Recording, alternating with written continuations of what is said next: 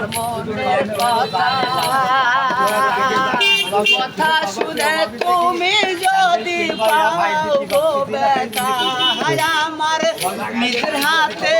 নিজের মাথায় কুড়াল মারিলাম যারে আমি একেবারে হারাইলাম